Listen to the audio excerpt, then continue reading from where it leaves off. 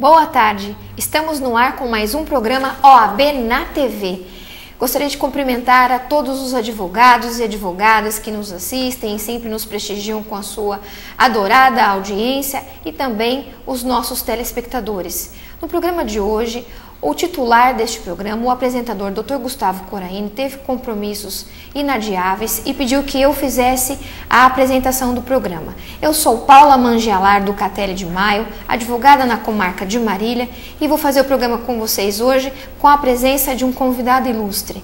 Ele é engenheiro, formado em Química, professor conhecido e um especialista ambiental. Estamos hoje com a presença do professor Ivan Fiorini. Prazer em tê-lo aqui, professor. Prazer é todo meu, Paula. É um prazer estar aqui no Canal 9. E eu peço permissão, para a gente ter uma conversa e adentrar na casa de vocês que nos estão assistindo agora. Muito obrigado. Ok.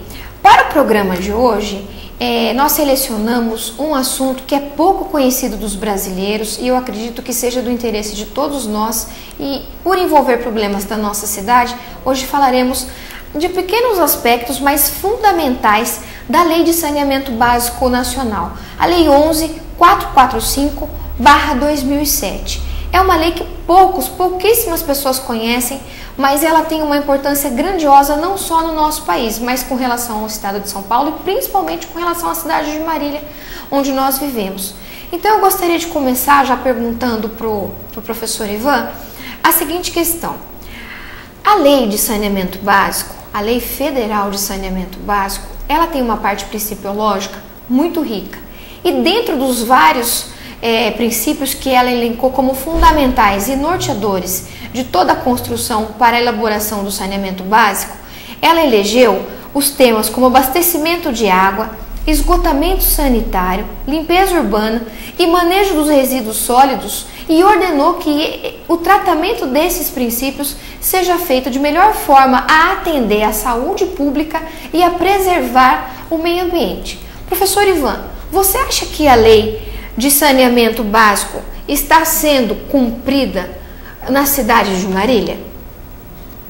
Paula, eu poderia responder por mim, mas eu vou citar exemplos. A semana passada saiu a classificação da nossa cidade no selo verde e azul. Nós ficamos fora desse selo. Ele é um tipo de uma intervenção, uma pesquisa da Secretaria do Estado, que eles analisam abastecimento de água, esgoto sanitário, tratamento do esgoto, resíduo sólido, o tratamento, e mais ainda a parte de arborização na cidade, a parte também da ecologia, a diversidade biológica e outros fatores, até qualidade do ar. Ok.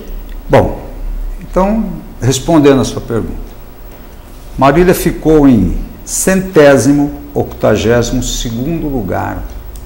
Posição ruim, professor? Posição péssima, ficamos atrás de quase todos os municípios da região. Agora, e não ficamos abaixo, porque, por exemplo, a qualidade do ar de Marília é muito melhor do que várias cidades aqui, porque Marília fica num platô, então toda a poluição dos carros, devido ao movimento do ar, à noite, você pode perceber que à noite em Marília sempre tem uma brisa, e isso aí deixa o ar de Marília um dos melhores ar do interior, em termos de classificação de qualidade. E a biodiversidade, porque Marília, no entorno de Marília, nós temos a Mata Atlântica, os Itambés. Então os Itambés foram conservados. Você vê região onde você tem cidades planas que você não tem mais mata conservada, E a gente também tem a ação na biodiversidade, que ela é boa em Marília, de empreendedores que de um tempo para cá eles estão tomando consciência de fazer loteamentos, de fazer condomínios fechados, em que eles preservam as árvores, têm um espaço, né? Eles obedecem às leis do IBAMA, né? As leis da CETESB também, e isso aí não nos deixou numa posição bem abaixo, né? Poderíamos estar mais abaixo ainda, graças às condições geográficas da cidade e algumas intervenções dos empreendedores, que a gente ainda estamos no 182º lugar, classificação 182. Uma preocupação muito grande dos moradores de Marília, e uma questão que é o cerne da lei, é a questão do abastecimento de água. E nós sabemos que o professor tem bastante experiência com relação à questão do abastecimento de água. Marília teria condições, ou tem condições geográficas, se for feita uma administração adequada, se os recursos forem bem utilizados, manejados, de prover água para a sua população e para as gerações futuras? Ou nós sofremos, ou em parte a culpa é da natureza mesmo e os gestores públicos nada podem fazer pela população? Ô Paula, veja, notícias no jornal semana passada comprovam que há uma perda, né, no setor de distribuição de água de Marília, captação para distribuição, de praticamente 50%. Gravíssimo. É o poder público, né, é o gestor que não está cumprindo, no mínimo, com a sua obrigação. Ok. Porque você veja bem, são os vazamentos. Todo dia em programas, né, que são abertos ao público, você vê fotos, você vê reclamação. Não é só a parte do vazamento. As adutoras, por exemplo, aqui em Marília, a adutora do Rio do Peixe, que ela, para chegar até no tratamento, ela tem mais ou menos uns 10 quilômetros e tem uns 700 metros, 370 metros de declive, né? É uma adutora que ela tem uma pressão muito grande. Ela vem através de tubos de ferro, de aço fundido, ferro fundido, de 500 milímetros de largura, de diâmetro. Ok. E durante, quando se manda água para cá, também se perde, né? E pior ainda, é o problema de gestão pública, de fiscalização. É o que a gente chama de perda, de microperda, né? Eu procuro tentar falar para o público não usar muito termos técnicos. Fique à vontade. O que é? É perder água no hidrômetro. Como? De que maneira? Os hidrômetros que eles não medem, né? Não tem, eles foram tirado o lacre e sofrido uma intervenção para que se não pagasse a água. Quando eu estava no DAE, eu fiz um trabalho sobre isso, com dinheiro perdido que veio do FEIDRO, e a gente já constatava esse problema em Marília, da falta de fiscalização. Marília teria, a Funasa em Campinas, há uns 15 anos atrás, tinha esse problema. Então, o que eles fizeram? Eles trocaram todos os hidrômetros. Foram trocando, né? Gradativamente. E essa perda diminuiu bastante. Então, na realidade, a gente tem, de novo, né, a falta de interesse do gestor, no caso, o prefeito, né, para com a empresa, que seria o DAE. Então, você tem ingerência política no DAE, falta até de recursos humanos, né? Porque deveria ter concurso para contratação de técnicos, né? Okay. De engenheiros. Há quanto tempo não se faz um concurso para engenheiro no DAE? Ô professor, eu vou lhe fazer uma provocação extraindo da sua fala 2 elementos que eu pude perceber. Então, a minha questão foi que se nós tínhamos recursos, se a falta do recurso era uma questão natural, né?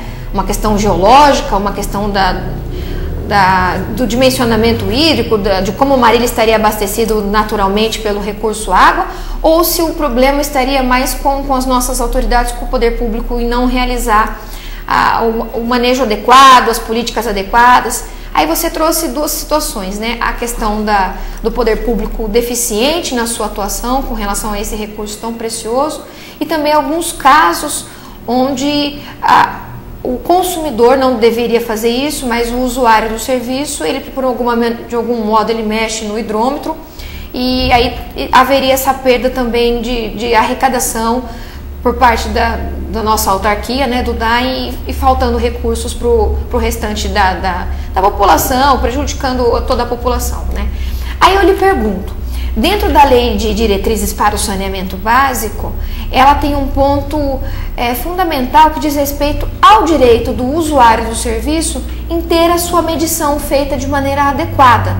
E uma fala recorrente dos moradores de Marília é que nós pagamos ar, muitas vezes nós pagamos o ar, né? A gente não paga só a água que nós consumimos, nós pagamos o ar também, porque muitas vezes nós ficamos sem abastecimento, e isso é frequente na nossa cidade, nós ficamos sem o abastecimento, e depois quando esse abastecimento volta, ou quando ele está por voltar, a gente vê o nosso relógio girando, mas sem água na casa.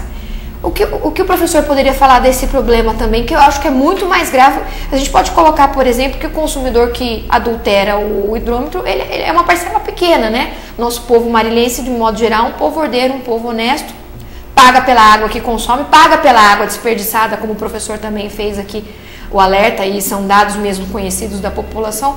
Mas e a questão da medição? O consumidor marilhense tem razão de reclamar? Ele está certo quando ele fala que ele paga o ar? Ele está certo, porque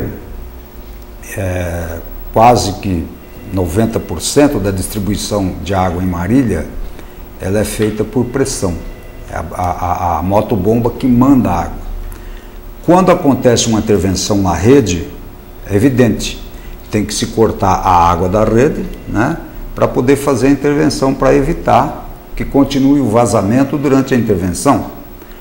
Bom, feito o reparo, quando é mandado a água através de bombeamento, o ar que está dentro, né, da adutora, das canalizações, né, ele acaba entrando pelo hidrômetro e a pessoa paga pelo ar.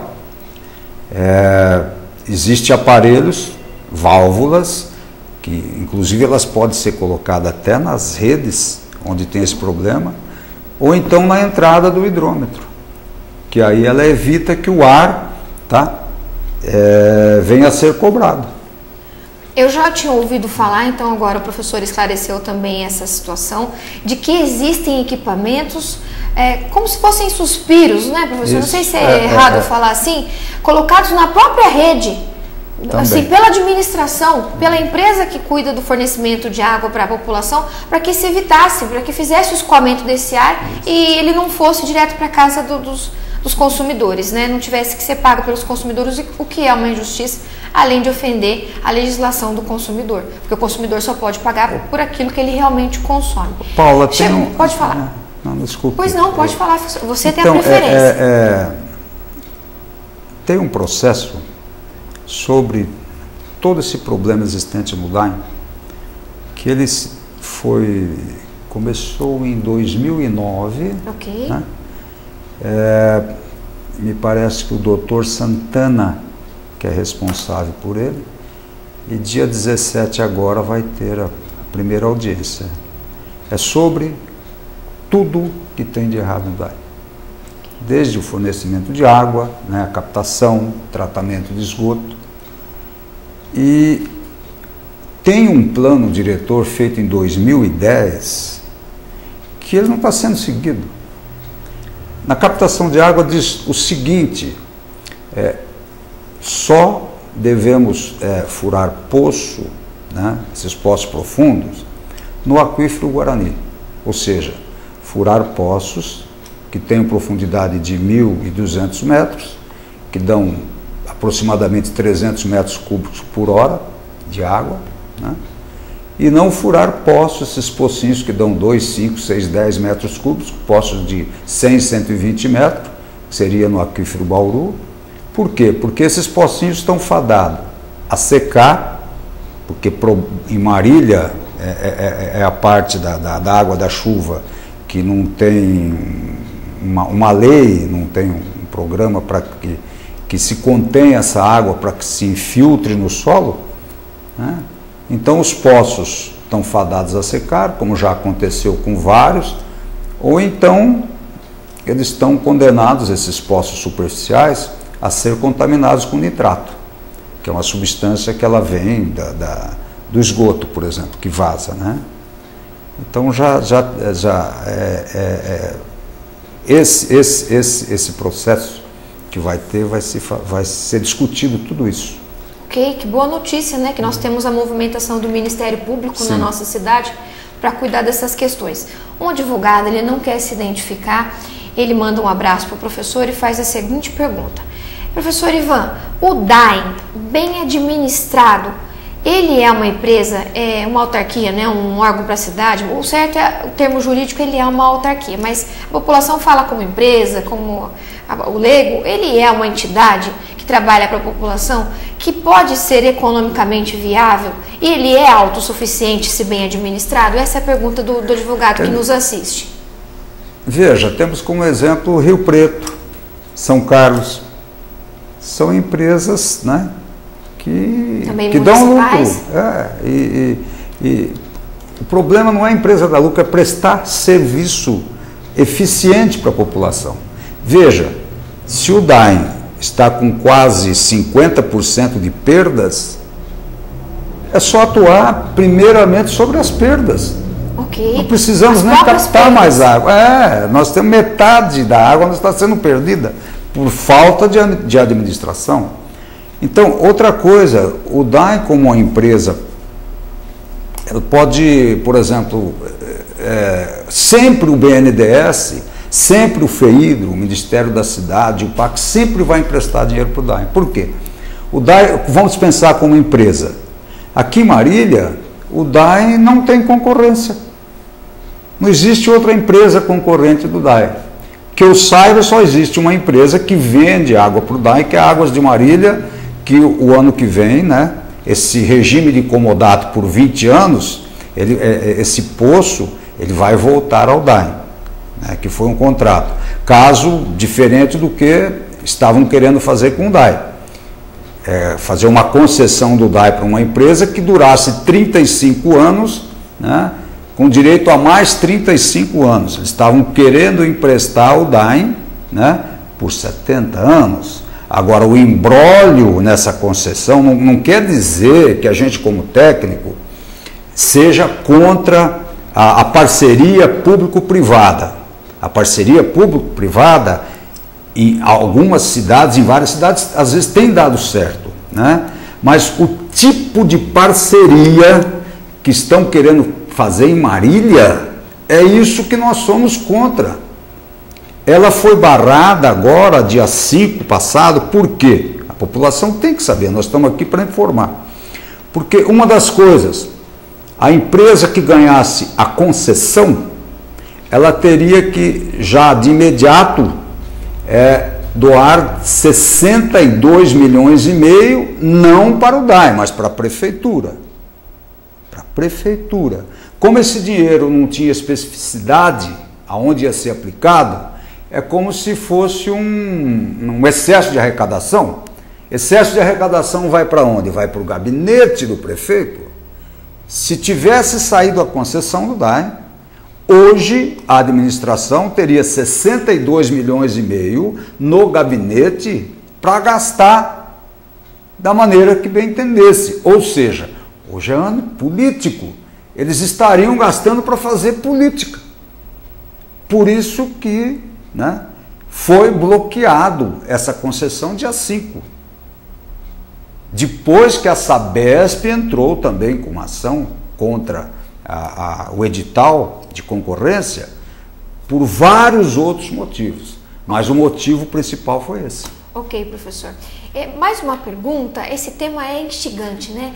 A Lei de Diretrizes para o Saneamento Básico tem por volta de 60 artigos e tem coisas ali que a população nem sonha, né? Que tem direito, que deveria viver dentro dessa normativa, que a sociedade poderia estar sendo regulada, fiscalizada e vivenciando a questão do saneamento básico de uma outra maneira, com a preocupação das atuais pessoas que se utilizam dos recursos naturais e também das gerações futuras, né? Porque o saneamento básico ele não pode ser pensado a curto prazo, nem a médio prazo, ele envolve uma questão de planejamento, inclusive para as gerações futuras.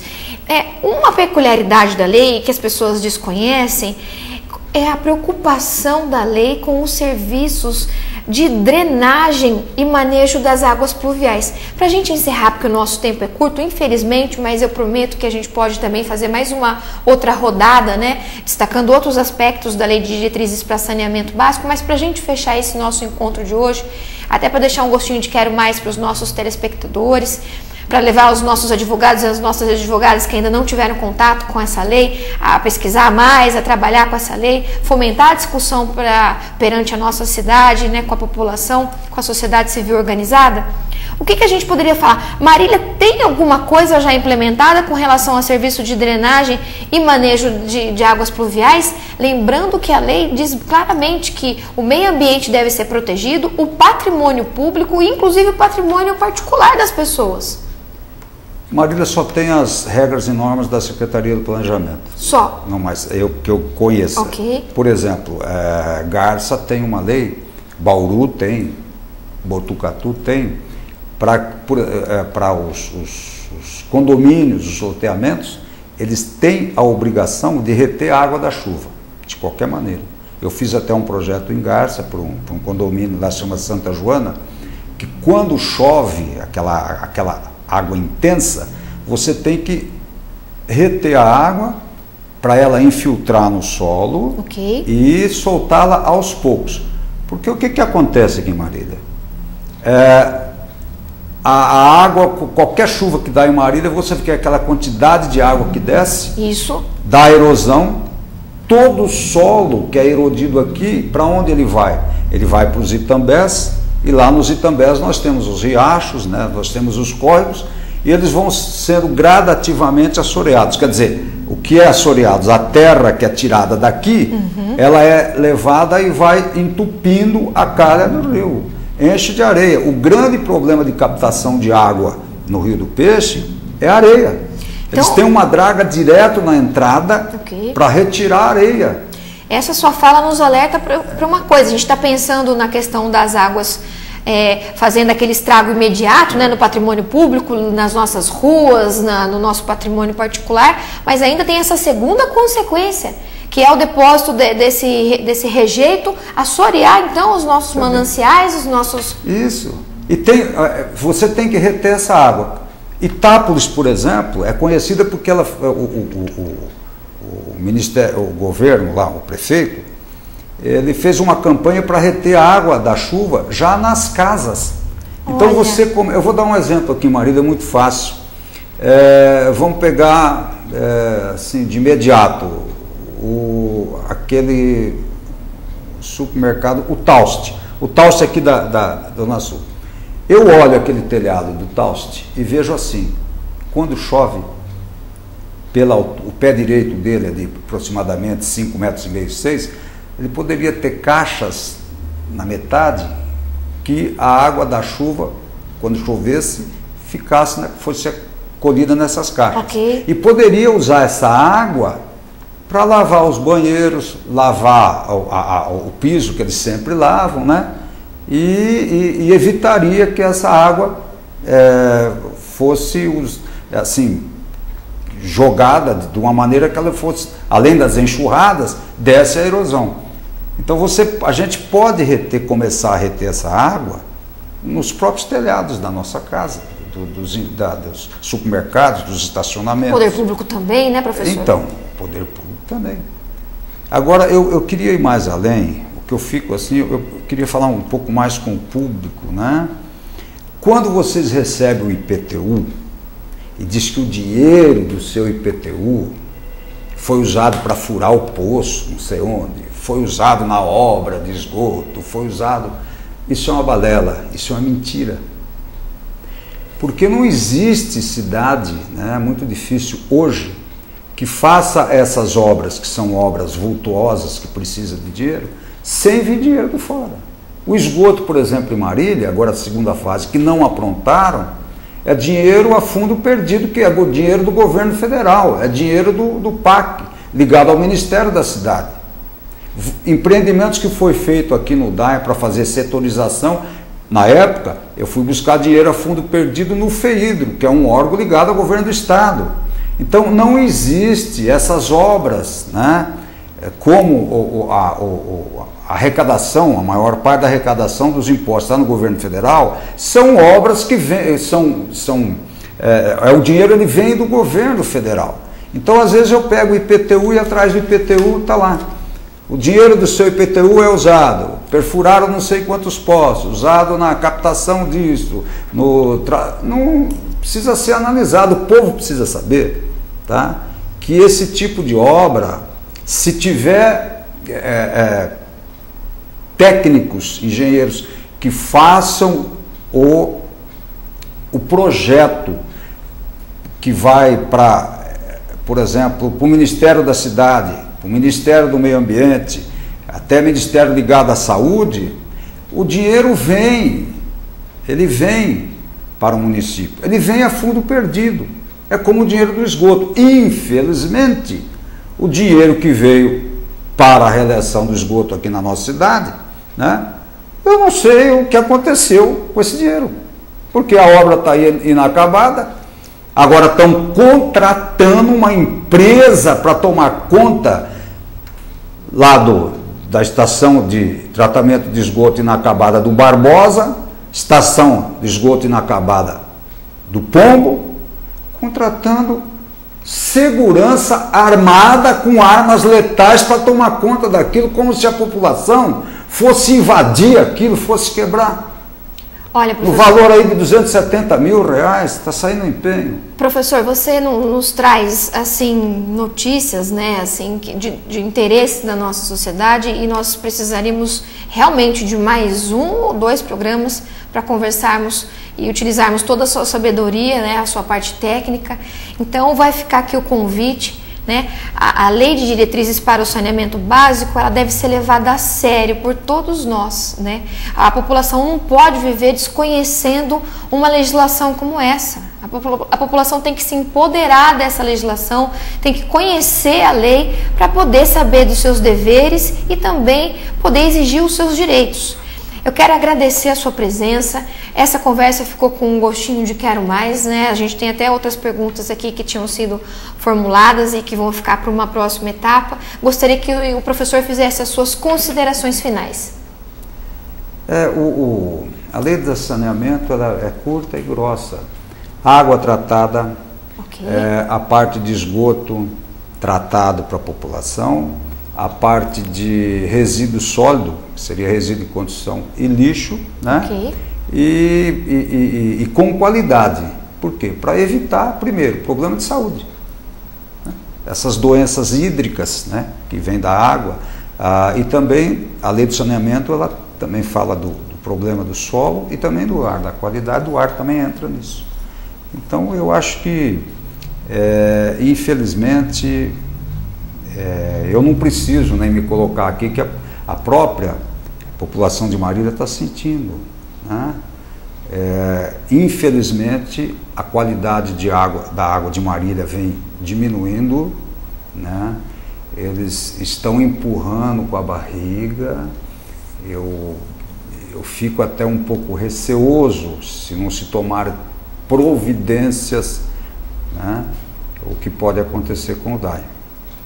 Eu agradeço muito, viu, Paula, essa oportunidade ao Canal 9, e a gente está aqui para esclarecer a população, e quando for chamado, a gente vem aqui com todo prazer.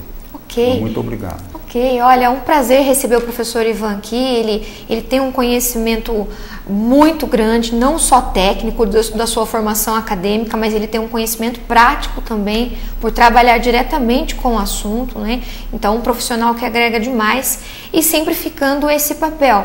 Você tem que pegar a lei, levar a lei ao conhecimento da população, usar os profissionais do direito, os operadores dos direitos, os advogados e as advogadas também atuando nesse processo, né, de conscientização e explanação da lei para a população. E se você que nos assiste tem algum comentário, alguma crítica, alguma pergunta para fazer, entre em contato com o programa, fica à sua disposição.